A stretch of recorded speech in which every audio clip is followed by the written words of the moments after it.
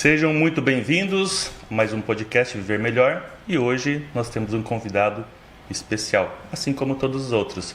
Hoje nós teremos o ex-prefeito de Foz do Iguaçu, Paulo McDonald, e hoje ele veio com a ferramenta forte aí, hein? A palavra. Então ele vai responder tudo que a gente perguntar aqui, e hoje, né, a Ivana está um pouco diferente.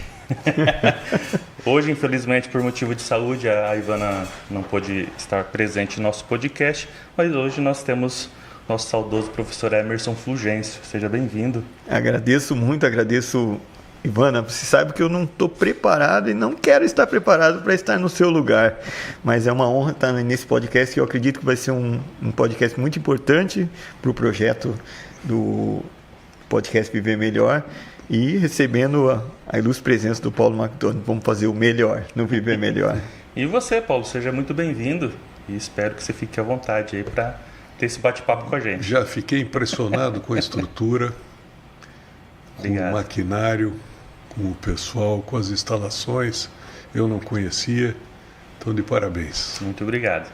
Me impressionou também a biblioteca aqui, alguns títulos muito interessantes. Eu me sinto bem à vontade aqui. Eu agradeço muito a oportunidade de eu vir aqui. Aqui a gente está no cantinho da nossa casa, né, Emerson? É verdade, aqui é um pouquinho da minha casa. Eu só lastimo a Ivana não está aqui, viu? Pena, mas na próxima ela estará. Eu estou brincando com ele. Meus cabelos. Eu estou brincando, tá? O Paulo, assim, a maioria das pessoas conhecem o Paulo McDonald, prefeito. Sim. Só que a pergunta que eu quero fazer para você é: quem é o Paulo McDonald? Não prefeito, como pessoa, como ser humano. Então eu gostaria que você contasse a sua história para a gente. Eu sou fruto das condições em que eu fui criado, da minha origem. Eu vim de Santa Catarina, de uma região de imigração italiana. Meus 4 avós eram italianos. Até uma curiosidade, por que McDonald? Porque o pai da minha mãe se chamava Giuseppe Caruso McDonald. E o sobrenome dele era Caruso McDonald. A minha mãe é Adriana Caruso McDonald. Então muita gente acha que é nome de fantasia, não é. É o meu nome de família.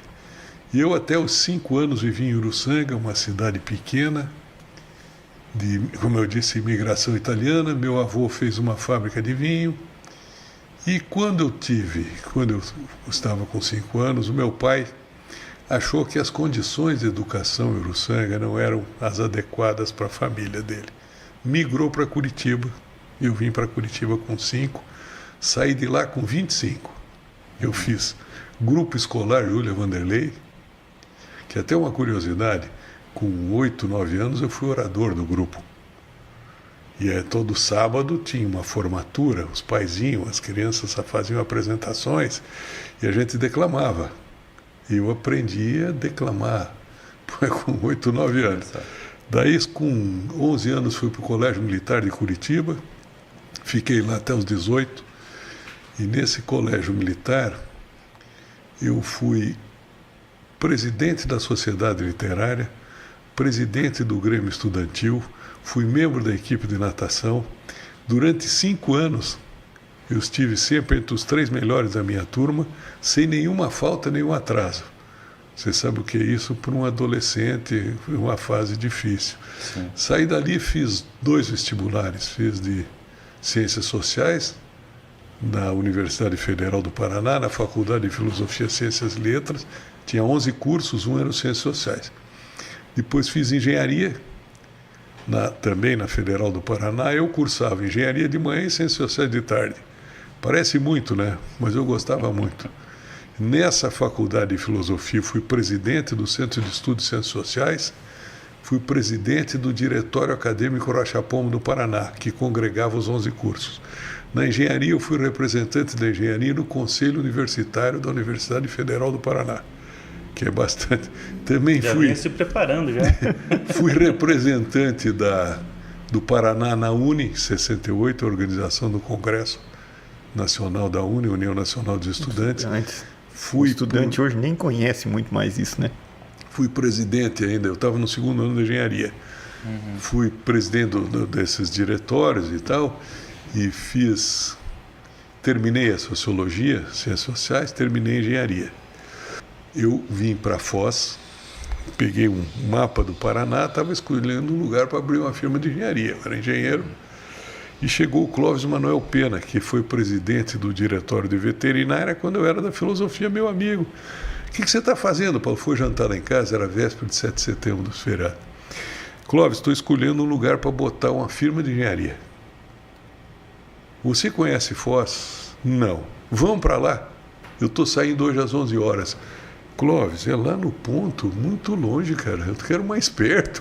Não, você tem que conhecer. Você tem que conhecer aquilo. Isso era 73, véspera de 7 de setembro. Você tem que conhecer aquilo. Vamos lá.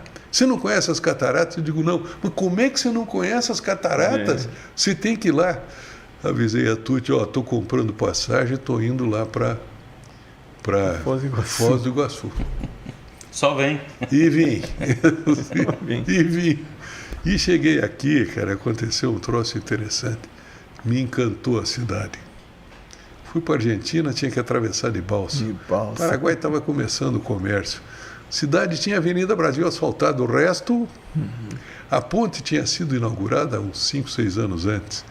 O asfalto daqui a Curitiba também era recente. Me encantou. Acho que era muita gente, tipo Itaipu, Ponte... Não, Itaipu não existia ainda. Não. Ainda não. Itaipu começou em 74, fim de 74. Imagina quantas pessoas vieram para construir. Vieram milhares. Não, você fica imaginando... tudo quanto é jeito, né? E milhares. A cidade tinha 25, 30 mil habitantes, foi para 140 mil. Não tinha nem estrutura para isso. Não tinha.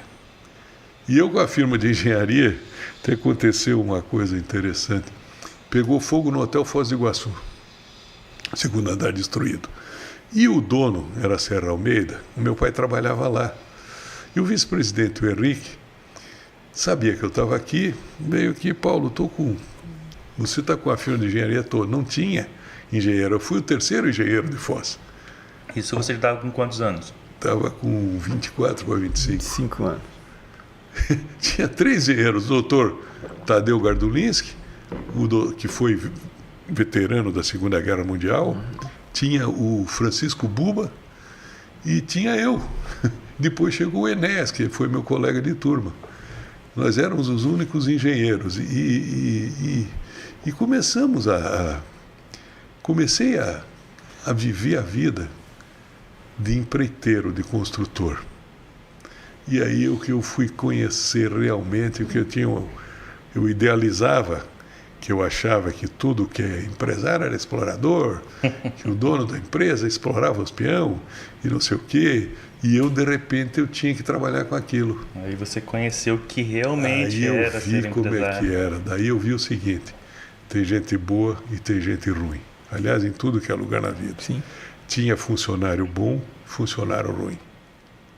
E eu não podia tratar todo mundo igual. Impossível. Você tem o cara que chega na hora, que cumpre a obrigação, e tem outro que empurra com a barriga, faz serviço mal feito. Aí que eu entendi a importância da gestão. Se eu não me acordasse, a firma ia falir. Aliás, depois de 3, 4 anos, o meu pai veio... Eu estou entrando em muitos detalhes, você acha que é cansativo? Não, vontade. Depois de 3, 4 anos, o meu pai veio para cá, que o meu pai era contador, tinha gestão. Foi na minha firma, olhou... Ficou uns 3, 4 dias olhando. Eu tinha, na época, quase 100 e poucos funcionários, viatura para lá, para cá, um monte de obra. Era uma loucura. Era uma loucura. Eu terminava de trabalhar sábado, 6 horas da noite. E o pai chegou, foi fazer um levantamento, me chamou. Eu fiz o levantamento, você deve o dobro do que você tem. Se você vender tudo que você tem, você não paga metade das dívidas. Eu digo, puxa vida. Estou trabalhando pra caramba. Mas eu tenho um monte de obra. Mas não adianta. Ele me disse, a obra não é a obra você fazer a obra. A obra tem que dar rentabilidade, senão como é que você vai comprar equipamento, como é que você vai ganhar gestão, como é que você vai pagar suas despesas pessoais, que era até difícil para isso, tinha fim de semana que eu não tinha dinheiro para o mercado. Pagava todo mundo e não sobrava o meu. Não tinha. Aí eu comecei a racionalizar e aí eu aprendi o que é gestão.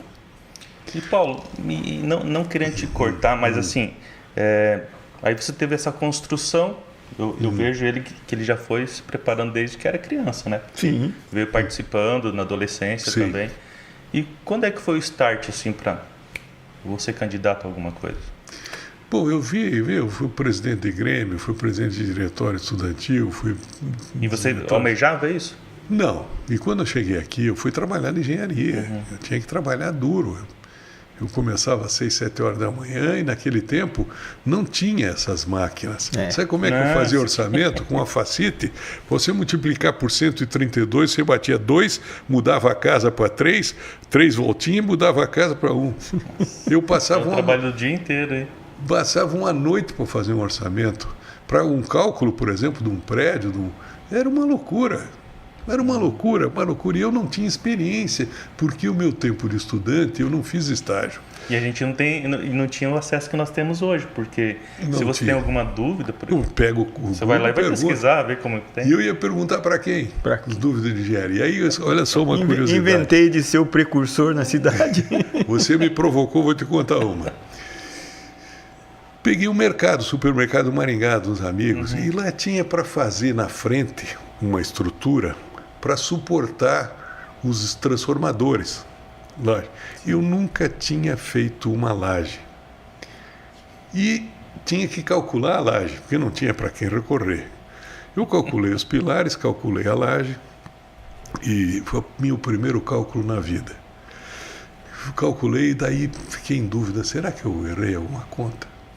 Revi as contas, passei a noite estudando a ferragem, o concreto. O que era o concreto? Como é que é o traço? A quantidade de água. Se você botar muita água, baixa a resistência, a quantidade de cimento, tive que estudar tudo. E fizemos a primeira laje, escoramos tudo e tal. E aí, esperei 21 dias. Hoje eu desformo com 7 dias. Na época, esperei os 21 dias para o concreto atingir toda a resistência. E aí o pessoal foi lá desformar. Eu vou assistir a desforma. Meio desconfiado, digo, poxa, será que essa coisa vai aguentar? E os caras entraram embaixo e ainda usava taquara sul, aquela taquara gosta de escoramento. Tiraram uma, outra, eu digo, para. Sai todo mundo. Deixa que eu tiro. Porque eu digo, se cair, melhor vou cair. Vou garantir logo isso aí. Não, melhor que caia em cima de mim do que cair nas pessoas. Você está louco? Deus o livre. Eu punha a primeira laje, inseguro, eu nunca tinha feito.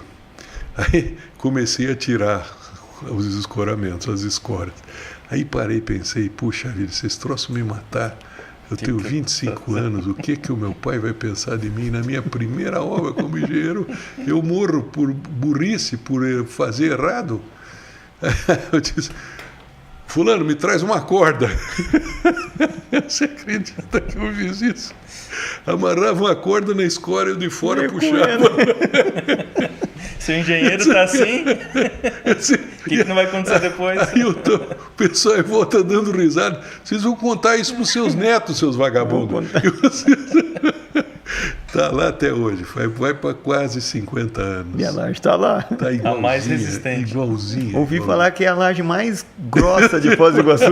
mais forte. Mais forte, mais bem acabada. Mas aí foi assim. Então aqui, primeira vez eu não pensava em mexer com política. Eu trabalhava duro, tinha que trabalhar duro mesmo. Eu era engenheiro, eu tinha que cuidar de tudo, de compra, de contratação de pessoal, de fazer orçamento, de entregar. E tinha vezes que não tinha condução, eu saía 6, 7 horas com a carga de gente para entregar nas obras. Que a construção civil, a demanda de pessoal é muito grande. Exige. O pessoal, quando ele está com 200 funcionários. E tinha 100 e quase 200, é isso mesmo. E o troço foi... E eu fui aprendendo, fui vendo e tal. Nunca pensei em entrar em política. Essa questão da política, eu estava discutindo com o Laércio. Como eu tenho um pouquinho mais de história de Foz do Iguaçu, não tanto quanto o senhor, mas eu vi um comentário que quando houve o final do regime militar, que os prefeitos, né, escolhidos pelos militares terminaram, o senhor já participou de uma primeira reunião ali na época do Álvaro Nilma, do Percy Lima. Não procede essa história? Foi o Osiris Santos. O Osiris Santos. Foi o prefeito aqui, um dos mais jovens do Brasil, e que ele entregou a prefeitura em 68, os militares deram o ato institucional, prorrogaram o mandato dele mais um ano. E ele que fez o asfalto, os entendimentos, era um grande gentleman. Aliás, aprendi muito com ele. Sabe como é que eu aprendi com ele? Eu entrava num escritório, ia falar com um médico, no comércio. Por favor, me veja lá, eu quero 10 sacos de cimento, quero não sei o quê, não sei o quê. O Osíris entrava, bom dia, como é que está o cimento aí? Tem bastante? Diz que tem tanto que vocês até vendem. E brincava com a turma. Ia com a secretária, entrava no escritório, tinha a secretária na frente, mas você está linda com essa camiseta. E eu chegava lá, vim falar com o doutor tal. Já preparava o ambiente, né? Eu não tinha essa flexibilidade, eu era duro. O pessoal me chamava. Mais executivo. Aí o Osíris me ensinou essa coisa, tio. Tive o privilégio de almoçar, acho que 15 ou 20 dias antes do Osíris ser internado, né? Embarcar. Ainda no antigo Big. Então você conheceu? Conheci o Osíris. Era um cara extraordinário, admirável, inteligente, simpático. Mas me ensinou, eu uso isso até hoje. E a vida é muito mais agradável. Assim. Você é saudável. Eu brinco com criança, eu vejo. E é outra coisa, você viver assim é outra coisa. Onde eu vou, eu me dou bem com todo mundo. Eu aprendi que eu não sabia. Eu não era assim. Imagina, eu fiz colégio militar, que lá o negócio não era. Mas aí, aqui em Foz, eu comecei, e o Osíris foi candidato a prefeito. Eu acho que foi 78, 80, não me lembro o ano direito, candidato a prefeito. E eu abracei a campanha dele, fui fazer campanha junto com ele, andando na cidade, onde ele ia, eu ia. Larguei, paguei metade da despesa da campanha dele, que até eu já estava com a condição bem melhor. Já estava fazendo laje direito, sem medo, né? Não, já aqui, ó, era na hora. Eu já sabia quanto de ferro, concreto, qual é os cuidados, a molhar a laje, sabia tudo. E nós andamos juntos aí, e ele ficou em terceiro lugar. O Dobrandino ganhou com 19 mil, o Tércio com 12 e o Osíris com 11. Perdemos. Mas aí ele começou a me incomodar. Paulo... Dali uns anos tinha eleição. É que essa do Dobrandino foi a primeira eleição, Foi a primeira depois do regime militar. O Álvaro e o Percy, eles assumiram interinamente, né? Não, assumiu primeiro o VADES interinamente. O VADES Bevenuto. Esse. Saiu o coronel, assumiu o VADES, daí depois o Percy, e daí veio. Mas aí o Osíris, Paulo, você tem que ser candidato a vereador, por que você não vai ser candidato? Osíris, eu tenho que trabalhar, você está vendo aí as coisas, tem que pagar as contas da tua campanha ainda. Não, mas você tem que ser, pô, veja. Em 88 eu saí candidato a vereador. Essa eleição do Dobrandino foi 85. Essa aqui, o Osíris. E antes era o coronel Clóvis Cunha Viana, que governou de 74 até 85, 84, 85. E aí eles me incomodou e tal, então eu vou ser. Eu era presidente eu fui presidente da Associação de Desenvolvimento Educacional de Foz do Iguaçu, 7 escolas municipais, e eu era o presidente de cuidar e tal. Até fiz umas coisas interessantíssimas, como isso. Eu participava do ABC Futebol Clube, fui um dos fundadores da Associação dos Engenheiros, Arquitetos e Agrônomos, AF. Eu fiquei sabendo que tinha um time que era freguês do ABC, né? Na época do tinha, Paulo. O Flamengo. Não sou eu que estou dizendo, né? O Paulo é história. Fui presidente 5 anos, acho que ganhamos 4 vezes o campeonato. Era o Flamengo. Era a rivalidade Flamengo e ABC. Flamengo da Vila Holanda. É o Flamenguinho, né? Sim. Mas aí foi assim, daí eu comecei, né, como vereador, e aprendi muitíssimo, que eu fui vereador da oposição, e você sabe, então, oposição é diferente. Tinha que fazer discurso todo dia, toda a sessão, tinha que defender as plataformas, e como eu era empreiteiro, construtor, eu tinha uma situação mais ou menos econômica, mas me batiam, que era uma coisa de louco, vinham para cima de mim. Até gente que depois ficou meu amigo. Mas foi ali que eu aprendi a me virar Saiu calejado dali, né? Saí calejado. Você acha que hoje tem oposição? Igual antigamente? Fraca. tem alguns poucos. Infelizmente, o sistema que o atual prefeito adotou foi de cooptar os vereadores. E o vereador, eu sei como é que é. Oferece centenas de valores. O vereador, onde ele vai, tem gente cobrando. Você não tem que isso, porque aquilo, porque eu emprego meu filho e tal. E o prefeito usou isso e cooptou vários. Cooptou uns 10. Infelizmente, que foi um erro grave dele. Grave porque a Câmara é fundamental como parceiro para trazer os problemas e ajudar a resolver os problemas. O vereador não é para levantar. É o que seria, né, normal dentro de uma instituição. O vereador não é, né? para levantar e ler uma indicação de não sei o quê para asfaltar tal rua. Ele tem que ir lá e ver como é que é. Vai na Secretaria de Obras, vai no prefeito, lá o prefeito vem a ver. Ele é um parceiro. Sim. Na gestão, aliás, a gestão é o poder executivo, legislativo e judiciário. Os três são responsáveis. Não é só o legislativo botar defeito e cobrar, tem que ajudar a resolver. O judiciário também, porque a responsabilidade são os três poderes da coisa andar uniformemente, harmonicamente e conseguir os resultados desejados pela sociedade. Prevenindo aí tanto o vereador quanto o prefeito, né? Parece que se instaurou uma cultura, né, de disputa entre os poderes, né? De botar defeito. Um fica entrando na esfera do outro, disputa e daí vira inimigo. E a lei virou uma compliqueira infernal, porque é um inferno. Aí você vem naquele assunto. Eu fui prefeito 8 anos, consegui conquistas extraordinárias. Vou dizer uma delas. Das 10 melhores escolas municipais do Brasil, Foz botou a primeira, a quarta e a oitava. Nenhuma outra cidade fez isso. Das 5 melhores do Paraná, da onde que eram? Nossa. As 5 de Foz. 5 de Foz. Não teve Curitiba, cidade de cultura, Londrina, cidade universitária, Maringá, Cascavel, Ponta, foi tudo de Foz. Uma coisa extraordinária que nós conseguimos. Entendeu? Fiz o hospital municipal aqui, que aliás foi uma das decisões mais duras da minha vida. A Santa Casa falida, dívida de milhões, e o povo não tinha onde ir. E quebrando, estava ameaçando. A Helenice era secretária da Fazenda, recebeu várias vezes o da Santa Casa. Aqui, se não der dinheiro, nós fechamos a Santa Casa, nós vamos fechar. Puxa vida. Ameaçaram fechar o pronto-socorro. Você imagine. Uma criança cai e quebra um braço e não tem onde levar. Te atender numa cidade já de um porte grande. Grande, e não tinha. E aí eu disse, puxa vida, né? O que eu vou fazer? Um dia eu fui 6 horas da manhã na Santa Casa, da última olhada que eu estava para resolver fazer um hospital. Todo mundo dizia, você não é louco fazer um hospital? Vai quebrar a cidade, não tem dinheiro que chegue, não sei o quê.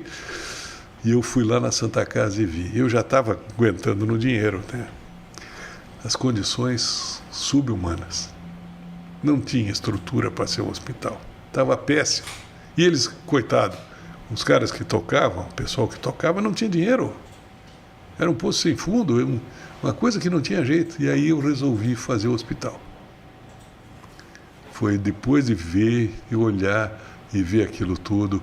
Fui na sala de observação, eu vi as condições, piso quebrado, fechadura que não funcionava, o banheiro ventilava para dentro da sala. Então o cara com problema estomacal lá era uma loucura. Os leitos, tal, orçamento para arrumar 18 milhões, pagar as dívidas e fazer novo. Então eu digo, vou fazer um hospital. Olha, o que eu enfrentei de crítica. Mas como que você vai fazer um hospital? Vai quebrar a cidade, o município não aguenta. Mas o hospital é para ser tocado. Terciário. A saúde primária é o município, secundária, estado e município, e terciária, estado e união. E daí entrava um município junto. Eu vou fazer. Fizemos o Hospital Municipal Padre Germano Lauck. Até o nome foi homenagem a um padre que foi um modelo para essa cidade. Ele sofreu um acidente, ficou paraplégico, não andava, a mão problema. A família quis levar ele para a Alemanha. Eu disse, o que você vai fazer aqui desse jeito? Ele não foi. Fez uma cirurgia, só que voltou porque o meu lugar é aqui. E ficou grande amigo meu. E ficou até o final, né? Até o final. O Paulo.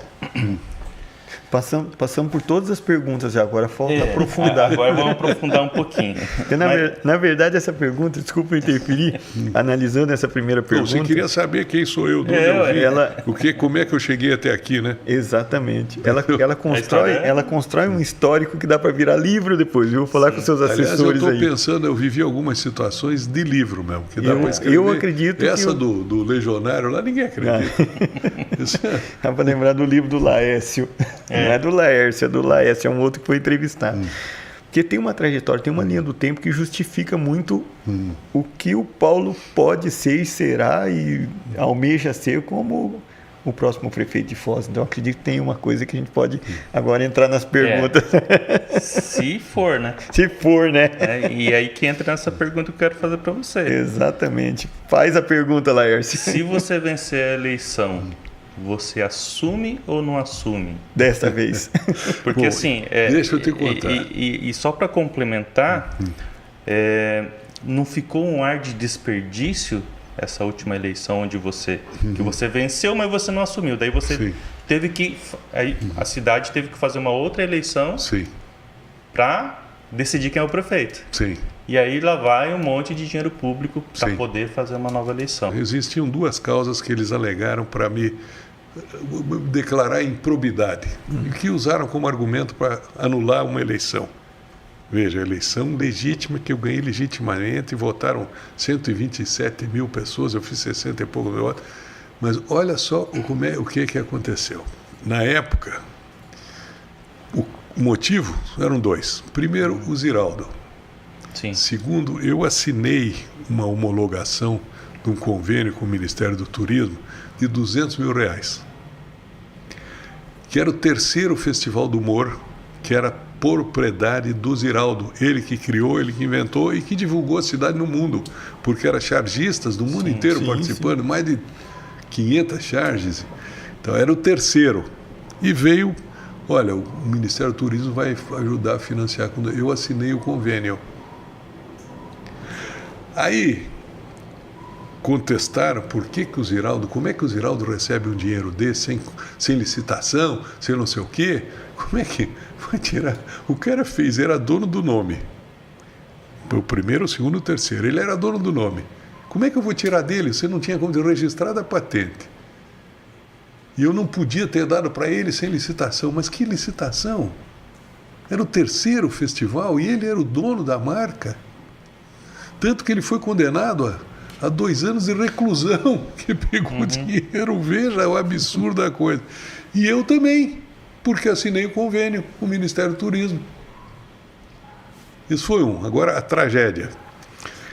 Isso foi em 2005. Nós estamos em 2024, faz 19 anos. Sabe quando que deram por terminada essa ação? Quinta-feira passada, né, Lilis? Quinta-feira passada. O Ziraldo morreu na sexta. Ziraldo morreu na sexta. Mas olha que loucura, que trem, que loucura, que troço absurdo.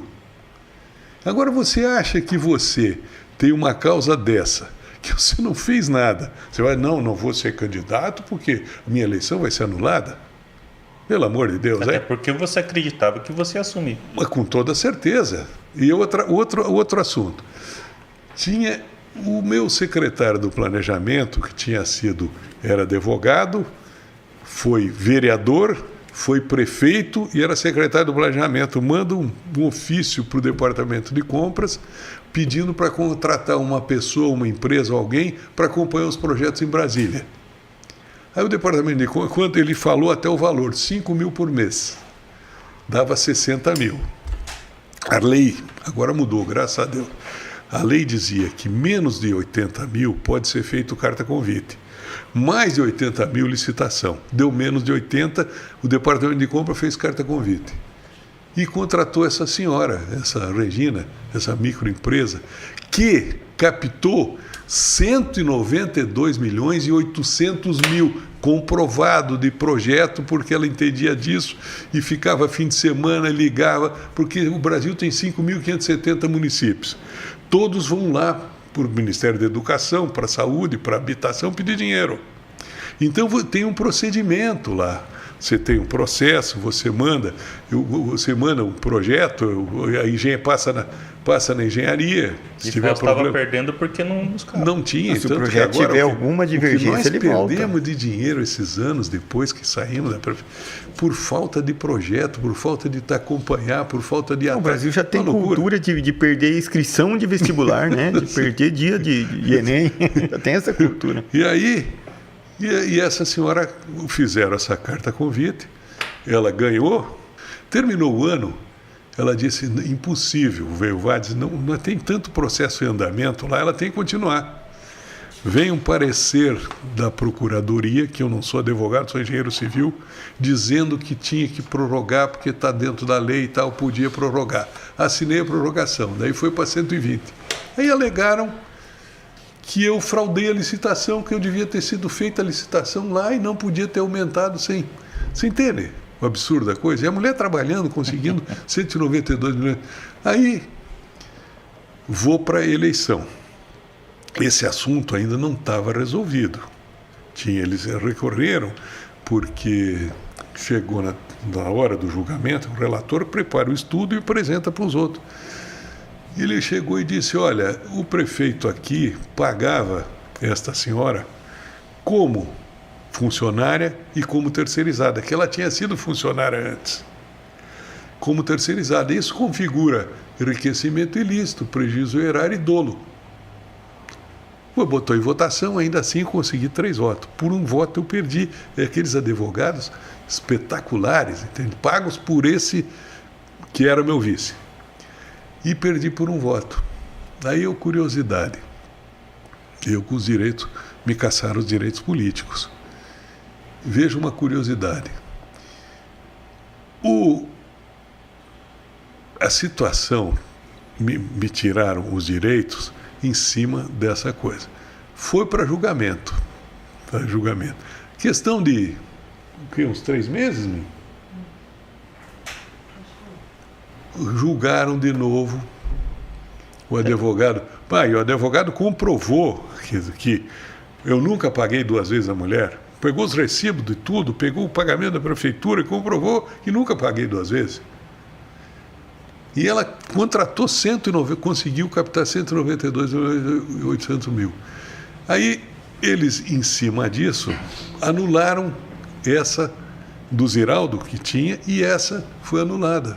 Eu ganhei ação. Eu queria saber por que demoram tanto para resolver isso. Então, sempre na época de campanha. Então eu vou te contar, o Sames também está num problema desse. Eu queria que nossa equipe abrisse o documento ali.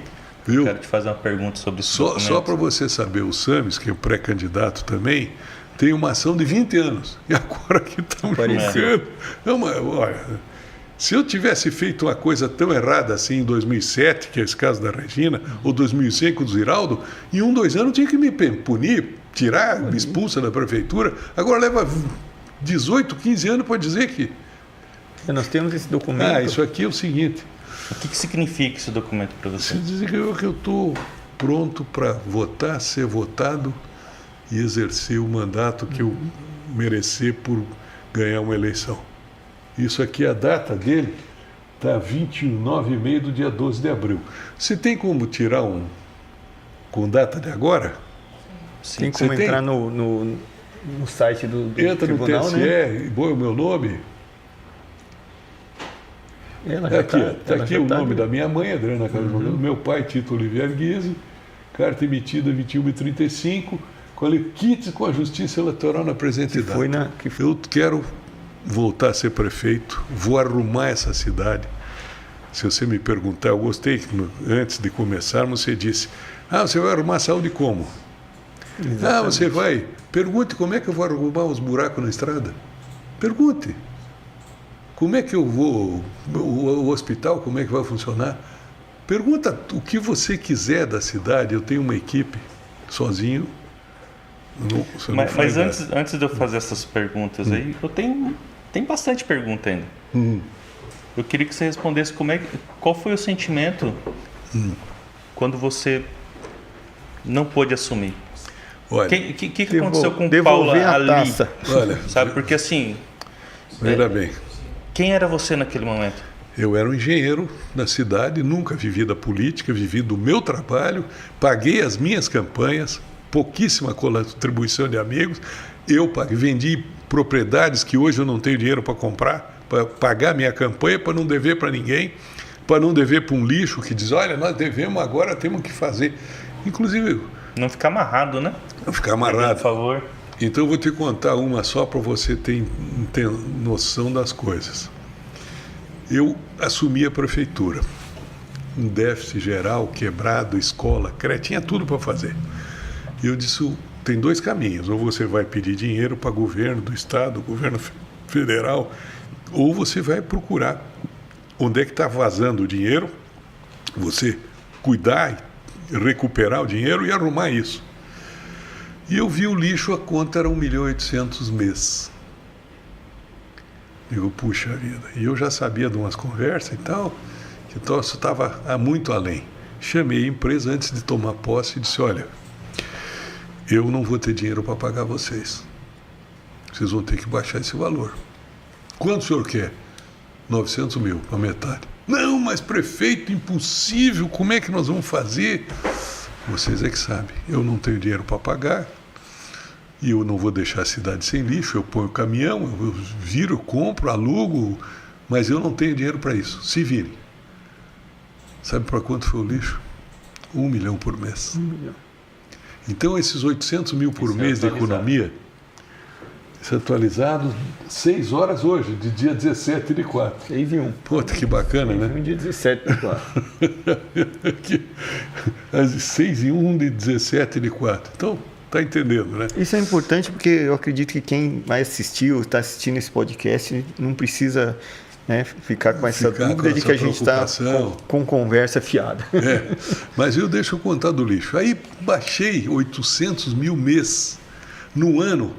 800 vezes 12, 9.600.000 numa medida. Tomei várias assim, mas eu acho que vou cansar o pessoal se eu contar tudo.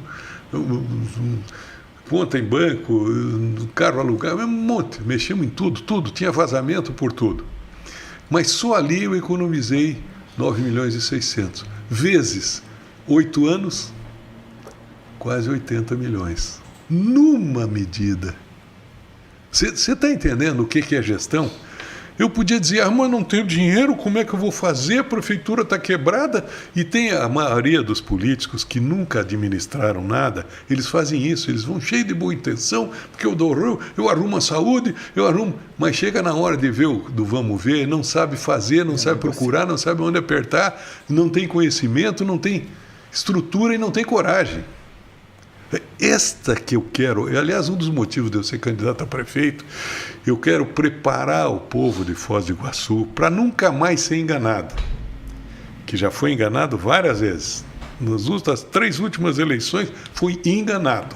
Mas será que... Eu quero preparar o povo, não, mas é estudantada, está diferente, a cabeça muda, eu vou ser um pregador do que é gestão pública eficiente.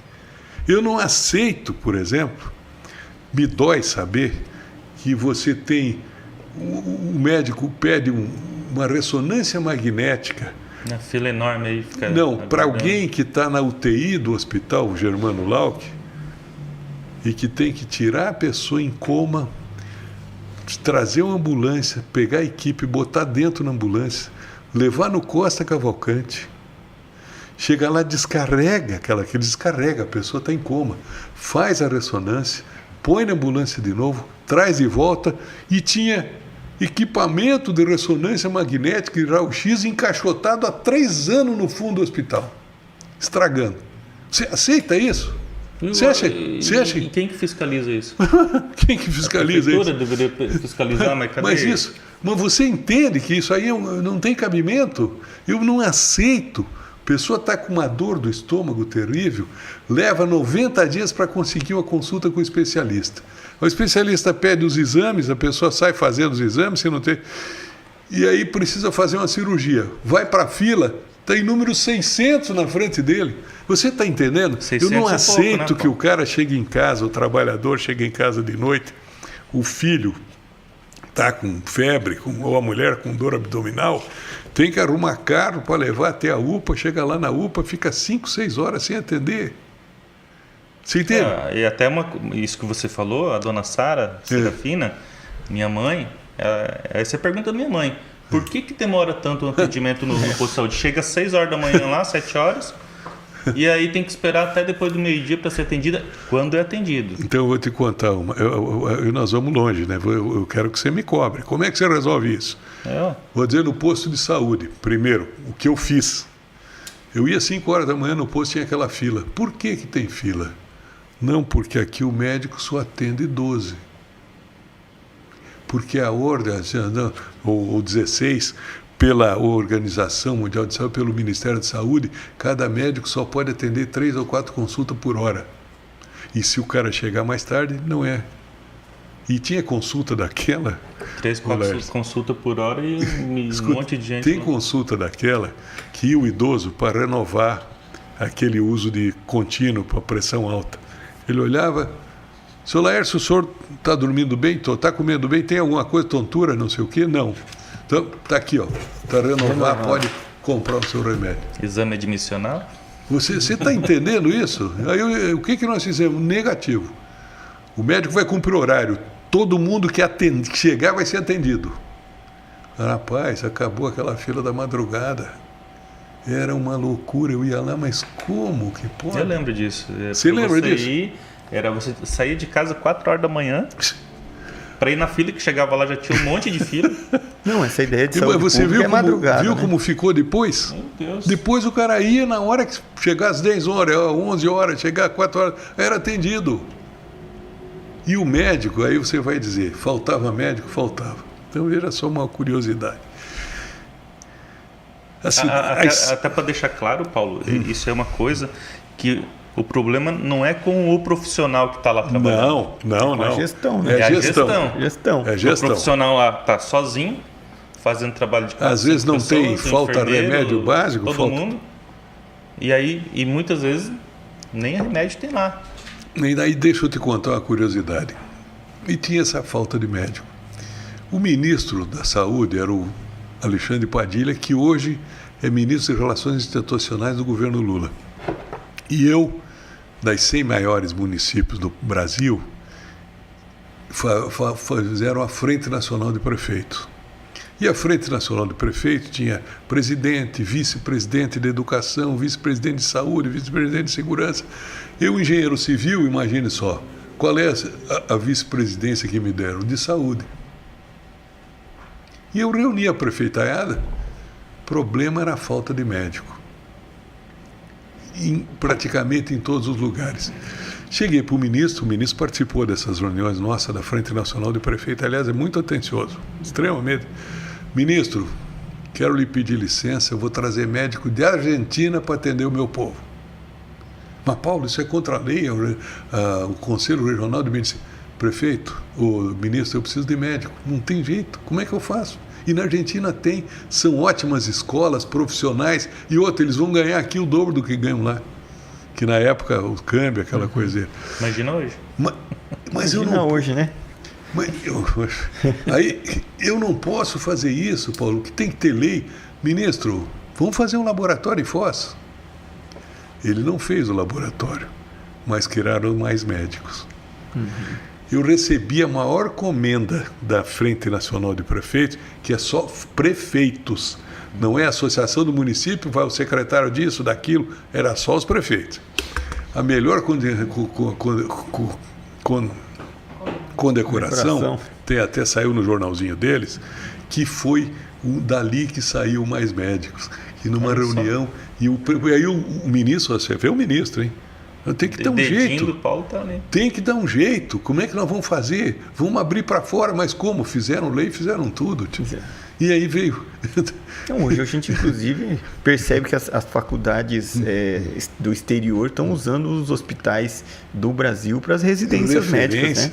Estão usando para residência. E olha só, uma outra curiosidade da situação dessa do Mais Médicos. que fizeram, mudou o Brasil, porque começou a ter, vieram 100 e poucos mil médicos e tal. Veja bem uma outra situação da dengue. Essa é uma pergunta. Veja Já dengue. pode falar sobre E a dengue. Então, posso falar sobre a dengue. Fique à vontade, Então, porque vou te tá um contar. caos aí que... Eu recebo, estou na prefeitura, recebo um comunicado do Ministério da Saúde que se aproxima, era outubro, uma epidemia de dengue no verão. Dezembro, janeiro, fevereiro. Que a epidemia que ia sobrecarregar os nossos postos de saúde, UPA. Aliás, a UPA foi nós que fizemos, não tinha UPA. O SEMU, nós também não tinha SAMU. Mas eu não estou olhando para trás, vou olhar para frente. Aí, o que fazer? Puxa vida, como é que vão fazer? Ele estava o tal do fumacê, que é aquilo, o carro o dia inteiro rodando, aquela fumacinha. Chamei o pessoal do CCZ. Nós estamos ameaçando uma epidemia de dengue. O que é que vocês sugerem? O fumacê não resolve. Um lá me disse, prefeito, não resolve, porque dislui de um jeito e o mosquito se esconde. Ele pode ir numa moita dentro de casa, numa árvore e tal, e ele não vai. Não mata. Vai matar passarinho e abelha. Digo, vocês estão loucos? E custa uma fortuna. E cada vez que passava, todo mundo fechava as portas. Fechava as portas ainda, né? Proteger o mosquito, para proteger o mosquito que estava dentro. Aí eu perdi, olha, eu queria que vocês me dissessem tudo sobre esse mosquito. Me contem. E esse inimigo, eu quero conhecer o inimigo. Porque para você enfrentar uma batalha, você tem que saber os pontos fortes e os fracos do teu inimigo. Me contem o que é isso. Aí me disseram, prefeito, o mosquito não pica. Quem pica é o mosquito fêmea. Fêmea. No começo da manhã ou no fim no início, no alvorecer ou no anoitecer. E ele fica escondido dentro de casa, transformando esse sangue em ovos. Sangue em ovos. Aí ele sai espalhar os ovos, que dentro de casa ele não vai botar os ovos. Ele sai procurando um muro que tem uma depressão, uma bromélia, uma folha, uma água parada, um pedaço de plástico, um negócio desse, e lá ele põe os ovinhos. Quantos ovos? Ele faz 10 a 20 posturas cada fêmea, põe de 300 a 400 ovos. E no mesmo lugar não, ela espalha. Digo, puxa vida. E ela vem e ela vai se alimentar onde ela se alimenta dentro de casa. Eu digo, e por que nós não matamos ela dentro de casa? Em vez de nós sair procurando ovinho, que é uma loucura. Onde é que você vai achar os ovinhos? E fosse vivendo uma epidemia de dengue e de multa. Porque o cara vai lá, tem um gramado que não cortou, multa 2, 3 mil reais, porque o mosquito da dengue, mentira. Estão jogando a culpa no povo da incompetência deles. Aí eu disse, então ela está dentro de casa, e por que nós não matamos dentro de casa? Mas como? Até essa semana eu estava falando com a minha esposa. Não é possível que... Porque assim, a minha família, a família dela, os vizinhos, todo mundo se cuidando. Como que tem tanto mosquito da dengue? Aí, por exemplo, eu não sei como que é a fiscalização disso ou como que esses ferro velhos são cuidados. Porque o ferro velho está lá, todos os carros abertos, essas desmonte. Quem que fiscaliza lá? Porque assim, ali é uma casa perfeita. Porque está tudo aberto. Mas sabe que ele não fica ali, sabe por quê? Ele pode botar os ovos, mas ali não tem comida para ele. Onde é que tem comida? Em casa. Tá, mas os ovos tem gente. Mas os ovos ele espalha até 800 metros de distância, espalha em tudo que é canto. Você pode caçar ovinho, 300, 400 ovinhos, você vai atrás, tem ali, impossível. Tanto que está aí, estão fazendo isso, multando e tal, e gente tira lixo, não sei o quê, e a epidemia está cada vez maior. Aí eu disse, vamos matar esse mosquito dentro de casa, que é onde ele come, ele se esconde. Mas como? Spray. Aí quantas unidades nós temos em Foz? Eu recebi bastante. 80 mil. Quer dizer que nós vamos precisar 80 mil sprays? Sim. E ele disse mais o seguinte: você põe numa casa, ele foge para outro, vizinho do lado. Tem que ser todo mundo. Como fazer isso? Aí a Eleni sugeriu: quanto custa os 80 mil, 500 mil reais? Não tem dinheiro. Pô, mas tem dinheiro, mas se não tiver, nós vamos ter que assaltar um banco, porque não vamos. Aí a Eleni sugeriu: por que vocês não pedem doação de umas indústrias? Eu liguei para 3 indústrias e mandei carta e tudo. E uma disse, sexta-feira, ele nos ligou e disse: olha, prefeito, o seu pedido vai ser analisado amanhã pela diretoria. Era 80 mil sprays. 80 mil frascos. Frasco de inseticida. Aí, segunda-feira, ele ligou: olha, foi aprovado, o senhor pode contar com os 80 mil, quando o senhor quer que entregue? Aí, como é que nós vamos fazer o povo aplicar esse troço na hora certa? Uma grande campanha, rádio, jornal, televisão, tinha cara fantasiado de mosquito nas esquinas. Lembra disso? Eu lembro, sim. E nós vamos todo dia, marcamos, segunda, terça, quanto? Era 5 dias, né? 5 dias. Segunda, às 8 horas, todo mundo, vamos fazer a matança nessa mosquitaiada, vamos ver se... e distribuímos 4 mil e poucos voluntários, de casa em casa, ensinando a usar. Que não adianta pegar aqui e espalhar aqui, ó, Lars. Agora, atrás desses teus livros, embaixo daquele armário, atrás daqueles equipamentos, era ali, ensinamos o povo a usar. Jornal, televisão, uns 4 mil e poucos voluntários, entregando de casa em casa. Olha, e as crianças nas escolas e tudo. E no dia, quando marcamos, era uma bagunça, era ensino de igreja tocando, bombeiro buzinando, gente. Uma movimentação nas escolas, né? Uma loucura. 5 dias nós inundamos. A Globo fez matéria, fez tudo, foi assunto nacional. Foz acabou com a dengue. Não tínhamos mais dengue. Teve 130 e poucos casos, dos quais 40 e poucos vieram de fora, que não eram autóctones. O Paulo volta à campanha? Show Você dengue. acha que eu vou deixar esse troço continuar assim? E a gente falou ali Você acha que... da saúde, né, do hospital, da Você acha dengue. que do jeito que está vendo, você não faz isso, você não foi. Vai numa UPA, vai no posto de saúde e vê quando chega o pessoal da dengue. É uma loucura. Eu ano passado eu peguei a dengue, eu passei, 2021, 22. Eu cheguei lá 3 horas da tarde, morrendo. Eu fui sair no outro dia 5 horas da manhã. Não, hoje tá em colapso. Pra fazer Tá exame. pior. Hoje tá em colapso. Aí assim, passaram para coletar o Quando foi? sangue. Quando foi? 2022, eu acho. O ano passado, o ano retrasado. 22. Aí o que aconteceu? Retiraram o sangue para fazer o exame e tudo, e a coleta passou, só que não levou o meu, e de mais um monte de gente. Vou pra amanhã. Que beleza, que Eu maravilha. fiquei lá, né, acordado. Que organização, né? Imagina, aí eu já tinha feito o teste de laço, tudo, já estava constando, só que não me liberavam porque precisava do exame de sangue. Eu não poderia ter ido para casa, dormir, descansar, para depois ir lá pegar o exame e ver o resultado? Não tem. Então, Mas deixa eu te muita contar causa. uma outra situação que nós enfrentamos. A epidemia de H1N1. Que era uma loucura. Aí olha só, como eu digo, o gestor, por isso que o engenheiro civil, viu? O cara dá jeito, ele não tem problema, tudo que é problema tem solução, tem que achar um jeito.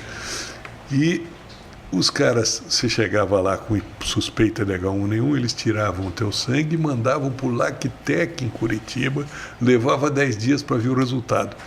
Dava positivo, aí eles davam o Tamiflu. Tamiflu. Sou dessa época. Aí davam o Tamiflu. Tamiflu. Mas tinha que Não ir podia lá, ser levar vendido, lá né? Agora veja bem uma coisa. Aí chamei de novo os médicos. O Zarpelon era meu secretário da saúde. Zarpelon, como é que nós vamos fazer, Zarpelon? Se prefeito, se o senhor autorizar, o cara chegou com suspeita, eu vou mandar dar Tamiflu. Não tem contraindicação. Se não tiver doente, não tem nada. Mas se tiver doente, nós vamos resolver. Poxa, mas por que ninguém faz isso? Porque o O protocolo do TRAU é que tem que só dar o Tamiflu para quem tiver comprovadamente doente. Mas não tem efeito colateral nenhum. Se o senhor permitir, senta o pau, pode fazer. Me chamaram do diabo. Quem é esse prefeito que quer discutir que não normatização do Ministério da Saúde, não sei o quê? Não é médico, não é nada. E resolvemos o Tamiflu, resolvemos. Então, eu estou falando isso quando eu te digo que o povo de Foz tem que aprender o que é um gestor. Você não vai eleger um cara para bater nas costas, para beber pinga, para fazer discurso bonito, para resolver os problemas, para tomar a decisão certa na hora certa, para ter atitude e imaginação e saber usar o conhecimento da equipe. Eu não sou médico, mas eu chamei o Zarpelon, a equipe de médico, eu não sou... Por isso que você tem uma equipe, né? Você não vai saber tudo. Não tem como saber. Como a gente está falando de resoluções, né? Resoluções. O que foi feito está aprovado. Né? O que foi feito está aprovado, está comprovado. Mas a gente tem problemas aí pela frente. Eu vou trabalhar aqui e puxar um pouquinho para o lado da cultura. Sou professor, vou trazer um pouco para o meu lado aqui. Nós sabemos que tem passado aí um processo de bastante pedido de patrimônio público, né? De imóveis transformar em patrimônio público. Vejo que a cidade tem se voltado um pouco para essa questão cultural.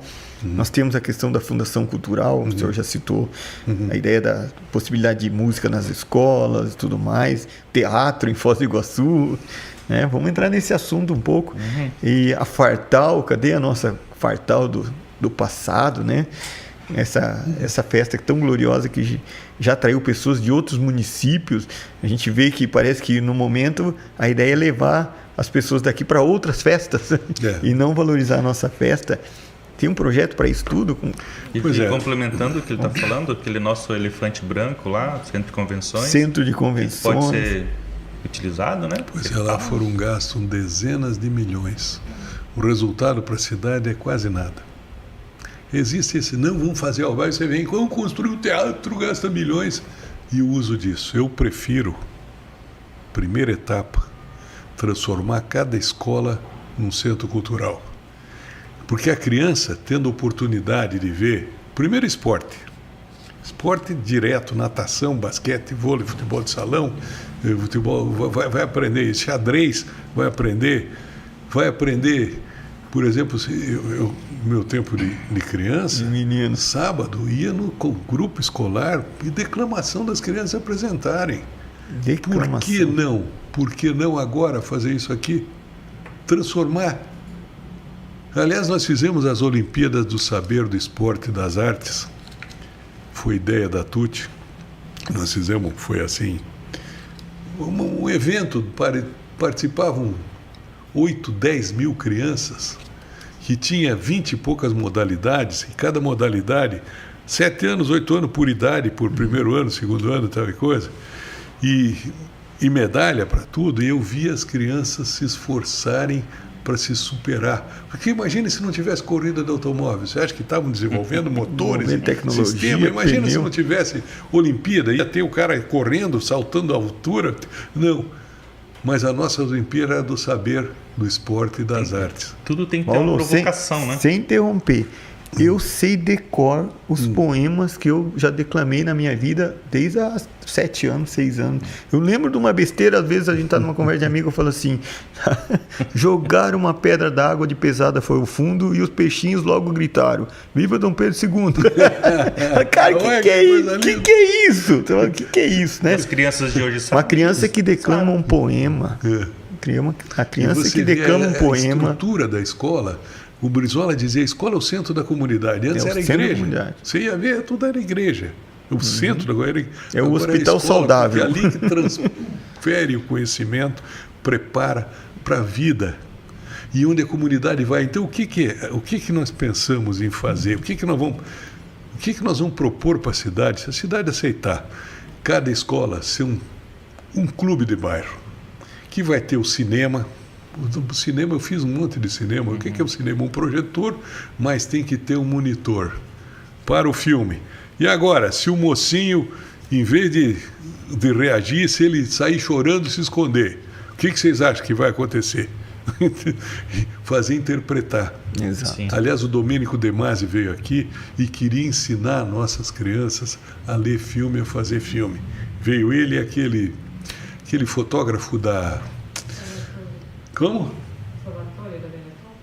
Não, é o... Ah, Sebastião? Não, aquele fotógrafo da Benetton que ganhou o prêmio no mundo inteiro. Como é que era? Olivier. Como é que é o nome? O fotógrafo Olivier, que passou, Olivier, comeu barriga. Os fotógrafos aqui comeram barriga. Toscana. Olivier Toscana. Teve aqui ele e o Domênico De Masi, vieram numa feira do livro que tinha, Feira do era livro, feira do tinha livro. livro, era um show aquilo, Que vinha grande. nem existe mais, né? Imagina o Domênico De Masi, um escritor mundial, o Olivier Toscana. Deixa eu te atrapalhar. Eu não tenho engolido a ideia de o evento começar amanhã e a divulgação começar amanhã. Vai começar amanhã a Feira do Livro Foz do Iguaçu. Começou a divulgação hoje. E as Olimpíadas tinha xadrez, tinha poesia. Eu vi criança de 5 aninhos declamando um poema na frente de 1.000 pessoas. Tinha dicionário, soletramento. Soletrando. Tinha matemática, tinha tudo. Tinha, que mais? Um monte de modalidades. Escultura de barro, tinha música, tinha composição, tinha teatro. Eu vi peças maravilhosas, as crianças representando. Aquilo... E a escola era o centro da comunidade. Então, Era a preparação do ser humano para desenvolver o talento. Agora, olha outra coisa. Nós tínhamos coral, orquestra e banda. Fecharam. Sabe o que nós vamos fazer? Coral, orquestra e banda, o que eles faziam? Eram professores das crianças. O cara tocava violão e ensinava violão nas escolas. O outro coral ensinava coral. O outro percussão, o outro... Entende? Nós vamos transformar essa cidade. Vai dar gosto de... E a Provopar, hein? E a Provopar. Dá para começar a desenterrar um monte de coisa. Que show. E, aliás, a Nancy vai voltar. Eu já convidei ela. Digo, se eu ganhar, eu vou precisar de você. Mas... Depois de tantos anos, você vai voltar, você vai estar muito melhor para fazer agora, porque a Provopar tinha os ônibus, um computador informático. Aliás, nós temos um laboratório de informática em todas as escolas que vai ficar aberto às noites e final de semana para as famílias. Que o Bill Gates, eu li uma biografia dele, ele, logo que surgiram os computadores na universidade, eu acho que de Harvard, que ele fazia... Até às 2 horas os estudantes usavam. Depois começava a usar de novo às 6. Sabe o que ele ia? Ele faria lá das 2 às 6. Dormia, acordava às 2 e ia lá para mexer no computador. Nós temos aqui o laboratório, por que fica fechado? Criança que quiser mexer, vai mexer. Nós vamos dar chance do cara. Por que você acha que Bill Gates só nasce nos Estados Unidos? Aqui nós temos um monte. Nós vamos dar condição para eles e você vai ver o que eles vão fazer. Não tem, né, Paulo? Estava comentando, não tem como alguém ser um pianista sem saber o que é um piano, né? Eu falei do Mozart, né? Se o Mozart com 5 anos tocava piano, o pai dele era professor de música, e se ele fosse filho de um açougueiro? Não ia ser músico. Se ele fosse filho de um pedreiro. Mínima cutelaria ele ia ter. Um engenheiro, nunca mais ia ter. É bem isso. O que nós não temos hoje é uma boa qualificação para crianças, né? Não é nem qualificação, uma preparação para ela, para quando ficar adulto escolher um caminho. Porque na minha época ainda eu levar as artes precisam ser valorizadas, sabe, Lércio? As artes. O grande professor Valdivino, né? Foi o único professor que incentivava a leitura em sala de aula. Levava os livros. A leitura vai ser fundamental. Porque assim, na minha época já estava ruim. Imagina hoje. Mas as crianças estão lendo bastante. A leitura é fundamental. Fundamental, você tem que ter livro apropriado para a criança na idade certa. Agora veja uma coisa. Uma das principais propostas nossas, que eu não estou sozinho, tem uma grande equipe em Foz, nós temos 5 partidos, vários candidatos a vereador, gente que apoia de tudo que é lado, é educação tempo integral dos 6 meses aos 10 anos. Isso é uma condição que não abro mão. Fundamental. Eu vou preparar bem essa juventude. cara vai ter condição de ter acesso, se ele tiver vocação para jogar xadrez, vai ter aprender xadrez. Se tiver vocação para violão, se tiver vocação para natação, para futebol, vai ter. A escola centro da comunidade vai ser isso. E outra condição, consequência disso, sabe o que é, Laércio? Além da formação boa para a criança, a mãe está livre para ter uma profissão, para melhorar a renda da família, para se realizar profissionalmente. Ou até mesmo voltar a estudar. Voltar a estudar, e a escola vai estar aberta de noite. Ela quer aprender informática, ela vai lá na escola. E o que nós vamos fazer com isso? Vamos gerar emprego. Se você fizer isso, olha... Vamos gerar emprego para professor de informática, professor de xadrez, música. Vamos mudar, porque, entendeu? Aí você quer construir um teatro? Que maravilha, quem vê o teatro? Pronto. Nós temos teatro aí, os gregos representavam nas ruas, nas esquinas, nos auditórios, faziam um buraco no chão e aquilo virava um anfiteatro. O teatro é só aberto. Agora, essa estrutura de pessoal, de incentivar o professor e dar as condições às crianças, isso é inevitável. Até porque, assim, como que você vai ter um teatro, coisa mais linda do mundo aqui em Foz do Iguaçu, se você não prepara a população para isso? Para ser gosto, para gostar. Você vai fazer um teatro ali, a maioria das pessoas, elas... Teatro, nunca fui. Eu vejo os teatros em outras cidades, o uso é mínimo. E aqui nós precisamos de teatro, trazer uma grande peça. Vamos no... Tem um monte de hotel que tem teatro maravilhoso. Que suporta 5 até 10 minutos. Eu acho sim Rafainho, você viu? Eu acho que a cidade precisa de um teatro, mas assim, uma construção, numa linha. Porque, por exemplo, vamos supor que você consiga colocar tudo isso que você está falando, música, teatro, dentro da escola. Você vai estar preparando essa pessoa. Você vai dando instrução, então, para que ela possa, no futuro, utilizar esse teatro, a família utilizar. Não, mas escuta, primeiro nós vamos divulgar a cultura em todas as escolas. Eu vou te contar uma coisa. Tony Bennett, conhece, ouviu falar, um grande cantor, teve em Foz. Não tinha teatro para ele se apresentar. Os hotéis? Foi no Hotel Bourbon e se apresentou lá.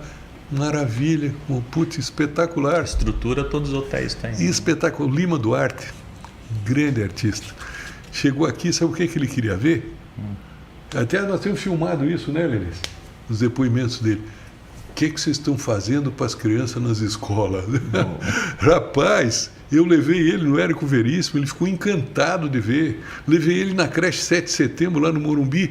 Ele ficou louco, a estrutura que ele estava criando. Eu tenho a gravação dele elogiando, dizendo, olha, que vocês estão na frente, isso aqui mesmo que eu mostrei para ele as Olimpíadas, a criançada, e ele ficou encantado com isso. E nós não tinha teatro. E ele não perguntou se tinha teatro. Isso aí, ele queria ver o que nós estamos fazendo pelas crianças. Segunda coisa, primeira, educação tempo integral, 6 meses aos 10 anos, que é a escola municipal. Vou tentar fazer com que o Estado estenda isso até mais no ensino médio e o Fundamental 2. Veja só, não é justo. Você constrói maravilhas, gasta com um monte de porcaria, que eu não vou falar aqui, não tenho sentido de criticar. E nós temos mais de 2.000 famílias morando numa situação pior do que os homens das cavernas. Porque a água é roubada, a luz é roubada, o piso, a estrada é 6 metros, naquilo chove um barulho infernal. Como é que faz? E você acha que nós podemos viver com isso? Você acha? Eu vou te contar eu vou mostrar isso com o tempo agora, quantos milhões jogados fora. Por que não compramos 10 alqueires de terra, fazemos uma cidade nova, fazer um prédio, ou 2 alqueires, ou 3, e fazemos... O governo federal tem financiamento, o governo do estado tem financiamento, para casa o cara vai pagar 100, 150 reais de prestação e vai morar dignamente, e aí junto, onde ele mora, nós vamos fazer campo de esporte, de lazer, escola, e posto de saúde. Você está entendendo? Você está percebendo? por que eu quero ser candidato? Por que eu sou pré-candidato? Quanta coisa tem para fazer. Eu não quero viajar sem ter feito isso. Paulo, tem muita coisa na cidade que a gente vê aí que está lastimada. Tinha, né? Esses moradores de rua, não essa situação crítica, mas essa situação aí dos pedintes nos semáforos, parece que a gente percebe que a cidade está recebendo gente, está exportando gente para Foz, né? Você acha que não tem jeito? Lógico que tem. Nós vamos ver exemplos de outras cidades que criaram um internamento para essa gente. É doente, às vezes é doente, não tem jeito, o cara é um problema mental. Vão fazer educação. Agora não é justo largar o cara na rua para abordar as outras, abordar mulher, abordar criança, abordar homem e querer dinheiro, me dar e riscar caro. Peraí, tchê. Não é assim. E aí nós cruzamos os braços porque eles têm direito. Esse direito, eles têm direito e nós vamos dar o direito que eles têm. Se você veio de outra cidade para cá, meu amigo, você tem direito de voltar para a sua cidade, para a sua terra. Se você não tem dinheiro, nós vamos lhe dar o dinheiro da passagem, vamos lhe dar comida e até um dinheirinho mais para você voltar. Mas aqui, não. Às vezes o cara deixou família lá, a se família o cara que é daqui, extinguiu ele lá, né? O senhor aqui mora onde? Mora no Porto Meira, minha família. Vamos lá. Por que a senhora largou esse cidadão? Ele está doente. Por quê? Vamos tratar. É problema de cabeça? Vamos ver o que a gente faz para isso, mas não vamos deixar na rua. Isso é injusto, isso é desumano. Isso é injusto. O cara vem falar direitos humanos, deixar o cara morrendo, dormir numa calçada, comer porcaria, revirar lixo. Isso para eles esse é direitos humanos? Que direito humano, rapaz? Na República Argentina, as marquises de prédio, se você passar ali no final da noite agora, cada marquise tem uma, duas pessoas dormindo. Deixar os caras ali é defender direito humano? É assim, é notório que nossa cidade está desculpa a palavra, está um lixo. Tá precisando de melhoria, né? E aí é aí que eu quero fazer outra pergunta, que o que mais tem é pergunta aqui. Assim, Paulo, não temos medo de assunto. Saneamento básico ali, deu uma chuva, alaga tudo lá o bairro, JK, choveu, alagou. Vários pontos na cidade, né? Até você comentou, pergunta para mim sobre os buracos. Sim. Então, além do buraco... Então eu vou te dizer. Por onde passa a água no buraco? Você é engenheiro. Sim, deixa pro Beck. Qual que é a solução? Deixa pro Beck. Primeiro buraco. Gostei. Toca a bola. Primeiro buraco. Então moramos lá onde a gente mora, a gente passava todo dia nos buracos. Na hora que virava o carro, mas o buraco estava aumentando. O que nós fizemos? Peguei um pessoal meu da Taquarussul, comprei massa fria e tapei os buracos. Faz 2, 3 meses, perfeito. Nós vamos ter uma equipe. Agora, você não sabe, a prefeitura, não tem gente andando para ver onde tem buraco. Saber onde está o problema. Quem é que sabe? Já tinha pensado, povo. Viu? Quem é que sabe? É o povo. A porta de bueiro que está quebrada. Nós né? vamos criar uma patrulha, uma, 2 ou 3 caminhonetes, com equipezinha de 2, 3, com massa de tapar buraco. O povo vai ligar, no outro dia vai ter que estar tapado. Começou pequenininho e ninguém toma providência. Não, você percebe, você chegar em casa hoje, Laércio, se tiver alguma lâmpada queimada, você vai ficar sabendo na entrada. Está queimada, tem que trocar. Então vou ter uma patrulha para isso. Agora, esses grandes asfaltos... Só para não cortando, por exemplo, assim, ontem eu passei em frente à guarda municipal ali, né? Tinha um carro parado que estava tudo alagado. Parou o carro, morreu. Aí a Júlio Cimê na Baixada. Ontem não estava um lado, o outro estava cheio d'água. Então são vários pontos na cidade que você não pode passar. A JK batendo nesse assunto de novo, porque acaba com a vida dos empresários ali. Porque não, mas enquanto esses caras não perdem... Isso é um problema. Não é difícil. Não é difícil. Você pega cada caso, você estuda e resolve. O que você não pode não tem dinheiro. Porque, desculpa, é que não tem dinheiro. O que é isso? Eu te disse, já te contei como é que você arruma dinheiro. Você vai ver onde está jogado fora, desperdício, que tem tudo que é lugar, e vai na cara que é importante. Esse assunto do alagamento é elementar. Agora você vai dizer, você foi o prefeito, por que não tapou? Não tinha esse problema. Não tinha esse problema. Se tivesse, a gente tinha resolvido. O que tinha na nossa época, nós resolvemos. O nosso engenheiro de obras, secretário de obras, o engenheiro Santiago, fazia questão questão de dizer, quando tiver o problema, eu vou lá resolver. Ele desafiava na rádio, você não reclama de nada. Ele tinha uma equipezinha, é um grande engenheiro, fazia questão de pegar essas coisas e resolver. E nós vamos pegar esse assunto ali na frente do Panorama, nós vamos ver o que é que precisa, se é um canal novo, se tem que desapropriar alguém, se tem... Você entende? Aí não tem dinheiro. Pelo amor de Deus, você porque, conversa. Assim, o maior prejudicado ali são os empresários que dão trabalho para as pessoas e assim, o imposto sempre é alto de tudo e pagam impostos. Só que ali nada é feito. Assim, e não só os empresários. Não, mas não é só ali, tem vários locais. Sim, assim. Mas o que mais visto é ali, né? Então, assim, todo mundo se lascando, tanto o empresário quanto o funcionário ou quem está passando. Tem ali. Vários locais assim, e nós vamos ter que parar e pensar. Eu vou lá. O engenheiro, eu vou junto com o secretário de obra, que é engenheiro também. Eu vou lá e eu quero ver junto.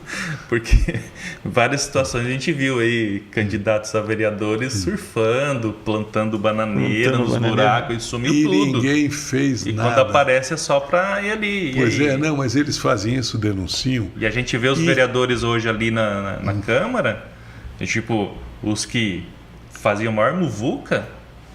Eu nunca vi uma Câmara de vereadores tão tranquila. Está muito tranquila. Eles faziam, um ou outro. Eles faziam barulho. Eu tinha um programa na rádio, já falei aqui, eu acho que já estou repetindo, das 8 às 10 da manhã na Rádio Cultura. E o objetivo era tudo que é problema, a pessoa ligava para eu saber. No começo, era uma enxurrada de problemas. O meu pessoal da comunicação social, Paulo, para esse programa aí, que isso aí não dá. Mas eu respondia, que resolvia. Porque sabe o que é o difícil? Você passa num buraco, e nós passamos lá todo dia, e você não tem para quem falar. E quando você fala, o cara diz que vai arrumar, levar 2, 3 meses. Não foi, eu mandei arrumar eu. Eu comprei o saco e arrumamos. Agora, se você tiver uma equipe que você liga e o cara te atende e faz, e se não fizer sábado, ele liga para a rádio, prefeito, aqui o senhor disse que ia resolver tal coisa e não veio. O negócio... Dá um jeito de resolver rapidão. O palco... Eu acho até assim que a prefeitura deve ter o canal ali, né, para o pessoal chegar a falar. Só que o problema é ter o canal, você informar esse canal e não ser feito nada. E gestão, você tem que estar em cima. A cidade é um órgão vivo. Da cultura, eu acredito que já tem um viés bom, né, da cultura. Tem muita coisa, porque a cultura daria um programa à parte, né? Eu acho que até, assim, complementando a cultura... Não, e a Feira do Livro, não? Feira do Livro, Fartal. Eu acho que já falamos, né? Você falou que na sua gestão foi a melhor Feira do Livro pelas... Não, a melhor vai ser na próxima gestão. Tudo que vem novo é melhor. Então, assim, complementando, eu queria perguntar, a Beira Rio sai do papel ou não sai? Por quê? A Beira Rio, né? Nós vamos estudar já tá 30 anos aí, o sistema viário inteiro. A Beira Rio tem pouco movimento, não sei se você viu.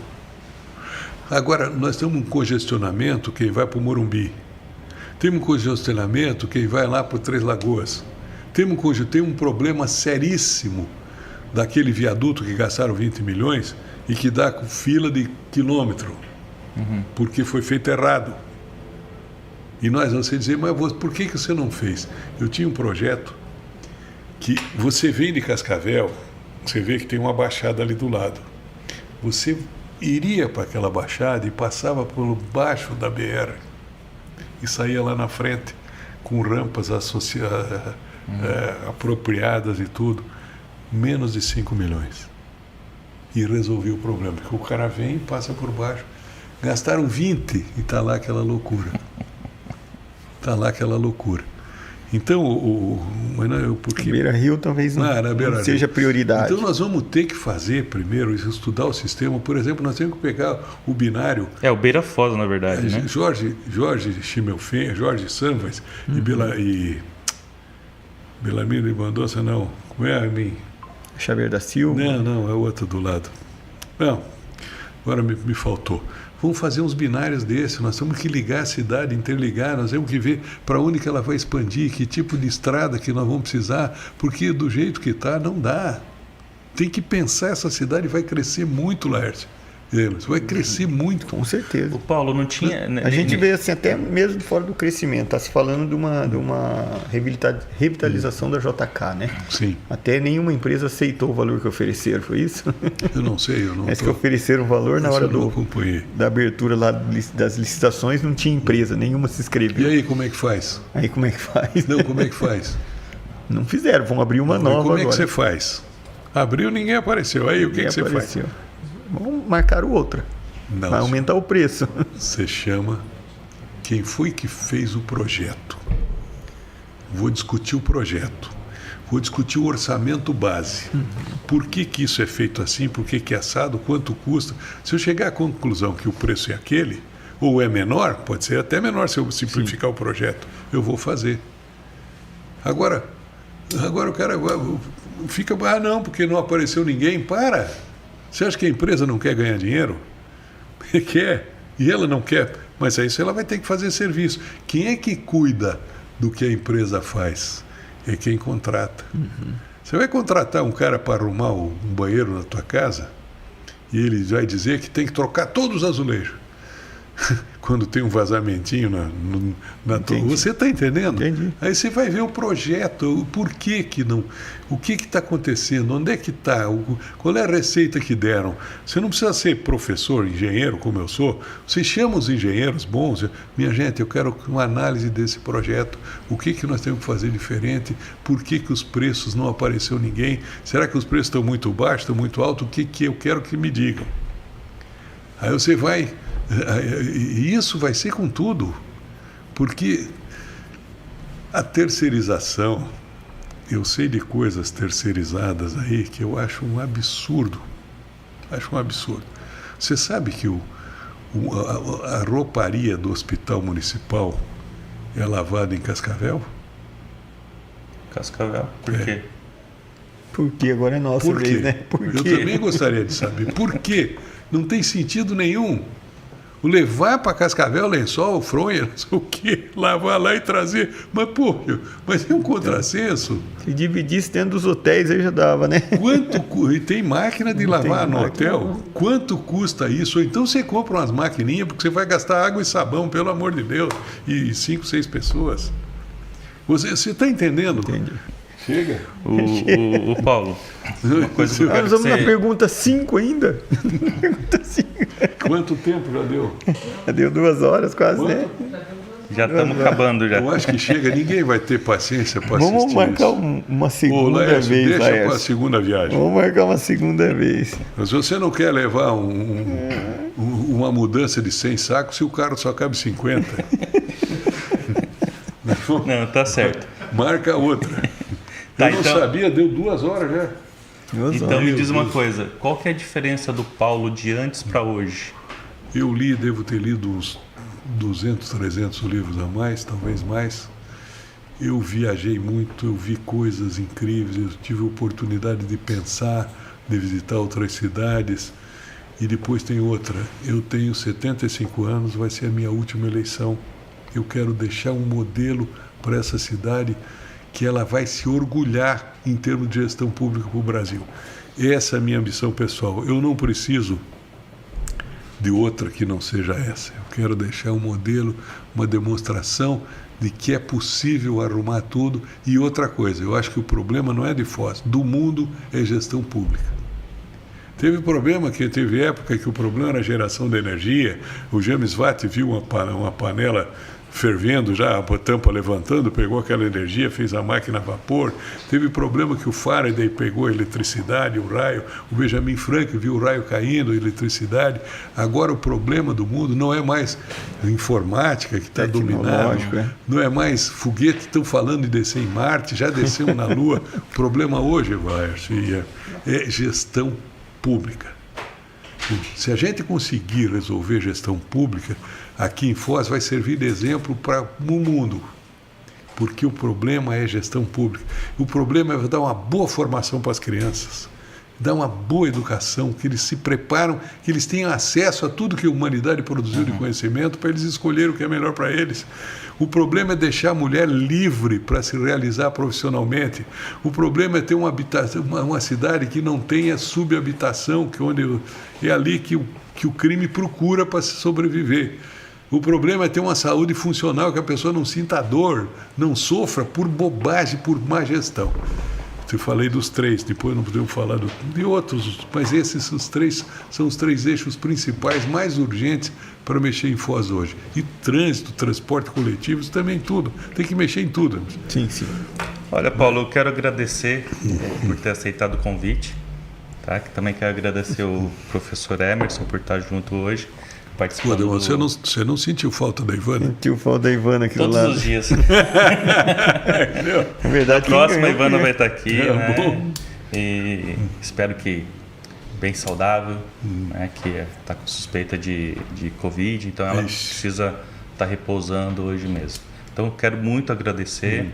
Eu quero pedir para os nossos seguidores que não esqueçam de curtir, compartilhar. E quem ainda não segue o canal, siga o canal e nos acompanhe sempre nessas entrevistas, são sempre enriquecedoras, né? E, Paulo, espero que caso você assuma, caso você ganhe, faça um trabalho melhor do que você já fez na última gestão, né? Não, e você porque nós estaremos cobrando lá. Mas é isso que eu peço, encarecidamente. Se eu assumir, me cobre. Você tem gravado tudo que eu falei. Mas, pô, você falou isso aqui das escolas, você falou, me cobre, por favor, me ajude. Vocês me cobram. Perfeito. E não vai precisar cobrar não, que eu vou chegar com gás todo. Viu? Muito obrigado. E você que está assistindo aí, ó, deixa a tua sugestão aí no nosso canal.